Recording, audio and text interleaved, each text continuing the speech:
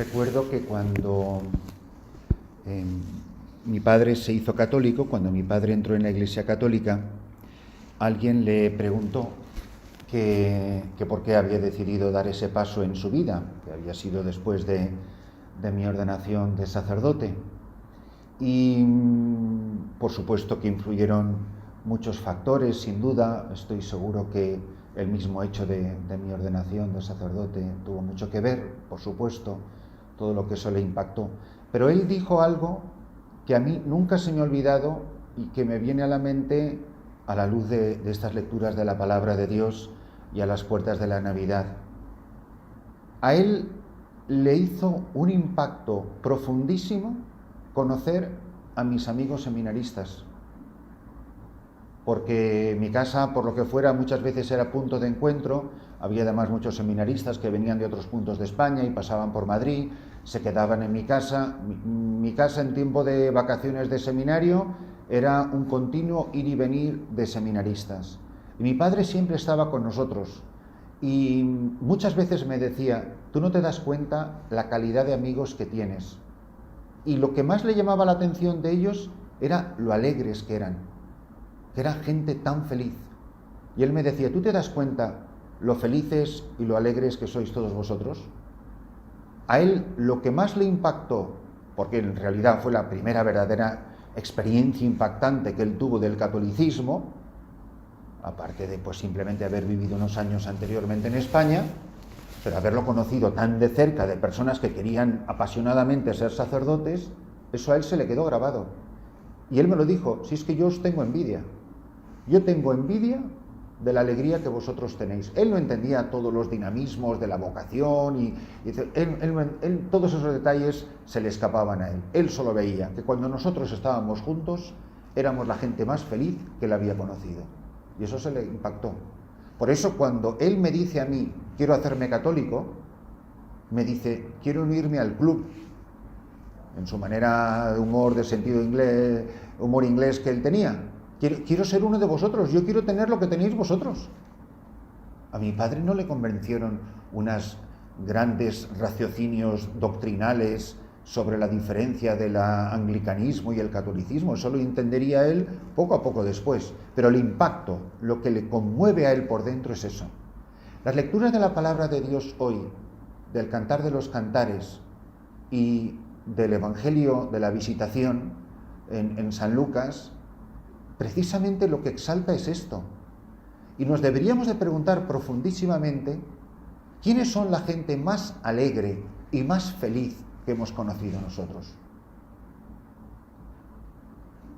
Otra manera de preguntarnos por la palabra de Dios de esta mañana en nuestra vida: la gente cuando se encuentra conmigo es feliz. Yo me acuerdo el impacto que me hacía cuando iba a visitar a don José Rivera, mi director espiritual. Me daba igual lo que le estuviera pasando, lo que me pasara a mí. Yo salía de allí que me quería comer el mundo. Bajaba las escaleras del segundo piso de su casa que me quería comer el mundo. Y volvía al seminario dando trotes. Y no me enteré de la mitad de lo que me había dicho, ni todas las cosas que me había explicado, y todas las teologías, y la liturgia, y no sé cuántos. Pero a mí me contagiaba una alegría y un entusiasmo incontenible. Me pasaba las veces que tuve la oportunidad de ver a Juan Pablo II. Una persona que comunicaba una alegría de ser cristiano, una alegría de haber conocido al Señor, una alegría de querer ir al Polo Norte y al Polo Sur a anunciar a Jesucristo. Y ya para qué te cuento cuando conocí a la Madre Teresa, y es que la conocí durante 20 años, del 77 al 97. O sea, todo a su alrededor era gente que era feliz y contagiaba alegría. Y por eso el testimonio de esta mujer arrasaba por donde pasaba. Y yo, que la escuché hablar en público durante 20 años, puedo dar fe que esa mujer nunca dijo nada diferente entre una charla y la otra. Siempre daba la misma charla. La gente la había escuchado 20 veces y la gente salía igual de feliz que la primera vez que la había escuchado. Salía conmocionada hasta las lágrimas. Bueno, ¿qué tienen estas personas que producen este efecto? Es lo que produce María cuando se encuentra con Isabel, que le dice: en cuanto tu saludo llegó a mis oídos, saltó la criatura de alegría en mi vientre. Cuando alguien escucha mi saludo mi anuncio, mi testimonio, mi vida, sientes alegría. Algo brinca en su interior. En cuanto ella recibe el anuncio del ángel, se pone en camino. Esta es otra de las notas típicas de la alegría cristiana.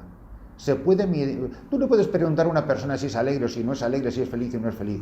Pero cuando tú ves la vida de esta persona, una persona que siempre está en camino, una persona inquieta, desasosegada, una persona que siempre le parece poco, que siempre quiere llegar más lejos, que siempre piensa en personas que todavía no ha escuchado el anuncio.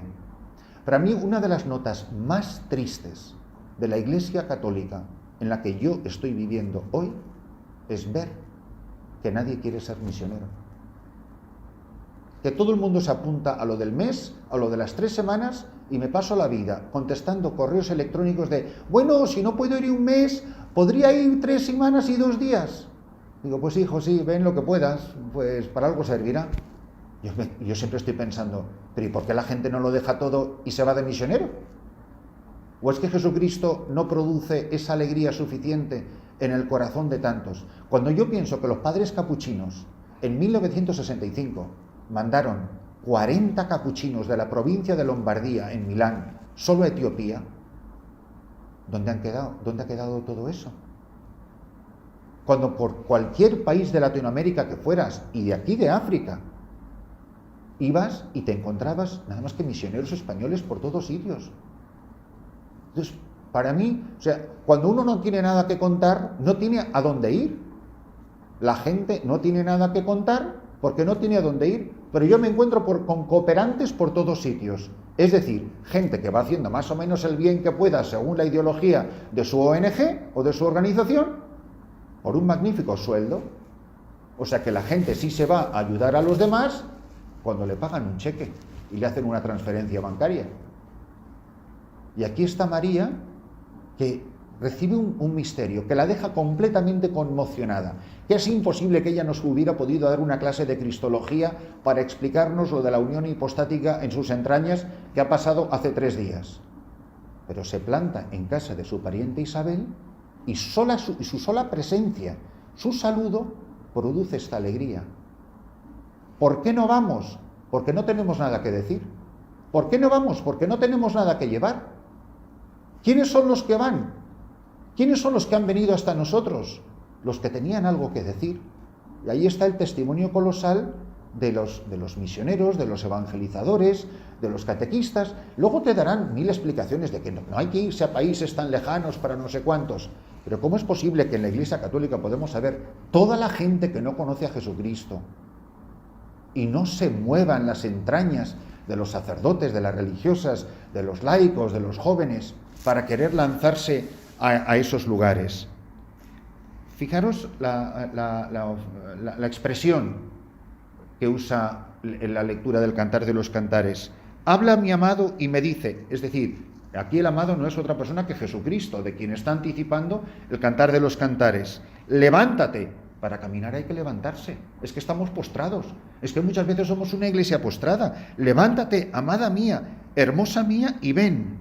Mira, el invierno ya ha pasado, las lluvias cesaron, se ha ido, brotan las flores del campo. Qué importante es sentir la alegría de la voz del amado. Cristo, que me habla, que me llama, que me consagra y me envía. ¿De qué nos sirve tener bautizos y bautizos y bautizos? ¿Has bautizado al niño? ¿Está este niño bautizado? Bautizos y bautizos y bautizos. Son llamados, consagrados. Sí, ¿y el envío? Porque si te llaman y te consagran, es para una misión. ¿De qué nos sirve la llamada? ¿De qué nos sirve la consagración sin el envío? Por eso, la visitación de la Virgen María a su prima Isabel es de una importancia capital para la vida de la Iglesia, porque lo que está ocurriendo en estos días anteriores a la Navidad, y luego, por supuesto, después de la Navidad, es precisamente la radiografía de lo que es la vida de la Iglesia.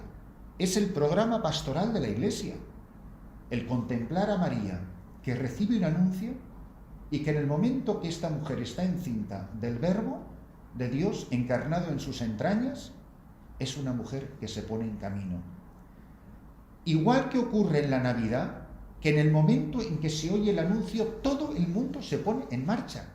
O sea, no hace más que nacer este niño, los Reyes Magos, que no sé de dónde vinieron, pero seguro que no vinieron del otro lado de la calle, se ponen en camino porque van siguiendo una estrella. Y los pastores, que hemos venido a adorarlo, o sea, en cuanto una persona tiene noticia de Jesucristo o ha recibido la noticia, se pone en camino. Los Reyes Magos se lo cuentan a todo el mundo, además se lo cuentan a Herodes, que menudo lío montaron después por contárselo a Herodes, que luego van y matan a todos los inocentes. Y los pastores se fueron de allí dando gloria a Dios. Oye, ¿qué fue lo que vieron? Pues vieron un niño envuelto en pañales. Se habían encontrado con Jesucristo y se lo fueron a contar a todo el mundo. ¿Quién haría caso a esos pobres pastorcitos que habían venido de una cueva porque habían oído la voz de un ángel? Pues se lo fueron contando a todo el mundo. Esto es lo mismo que ocurre en la Pascua. Resucita Jesucristo y todo el mundo echa a correr. La imagen de la muerte de Jesús es lo más patético que puede haber. Muere Jesús y todo se para. ¿Qué hacen los apóstoles? Se esconden en una casa, pues están quietos. Los discípulos de Maús, arrastrando las chancletas, desilusionados, decepcionados, bueno, pues porque tenían que volverse a su pueblo. Nosotros nos creíamos que, pero mira tú. Reconocen a Jesús en la fracción del pan. Les arde el corazón como a la esposa en el cantar de los cantares cuando oye la voz del amado y dice, quédate con nosotros porque anochece, y resulta que se han sentado a cenar, o sea que sería todavía un poquito más tarde porque a poco que durara la cena ya habría oscurecido de verdad. Dice, volvieron corriendo a Jerusalén. Pero ¿cómo se puede correr sin luz eléctrica desde Emaús hasta Jerusalén? Bueno, pues yo no sé qué luz llevarían dentro del alma, pero eso se fueron corriendo y se lo contaron. Y lo cuentan con tal entusiasmo que en ese momento se aparece Jesús en medio de ellos. Cuando María visita a Isabel, brinca, hace presente a Cristo. Cuando aparece un cristiano que le arde el corazón, que ha escuchado la voz del amado, que tiene la voz del amado dentro de su corazón, llegas tú y la gente reconoce a Jesucristo. La gente del pueblo de Ars, del pueblecito de Ars, no eran grandes teólogos, pero debían de tener bastante buen olfato para un cura y otro cura. Y decían del cura de su parroquia, nuestro cura no es como los demás, el nuestro es un santo. Y decían, hemos visto a Dios en un hombre.